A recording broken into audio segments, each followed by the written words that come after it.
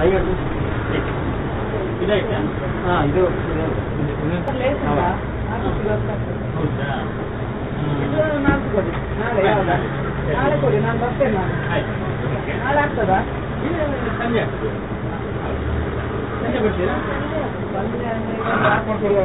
ನೋಡಿ ನೋಡಿ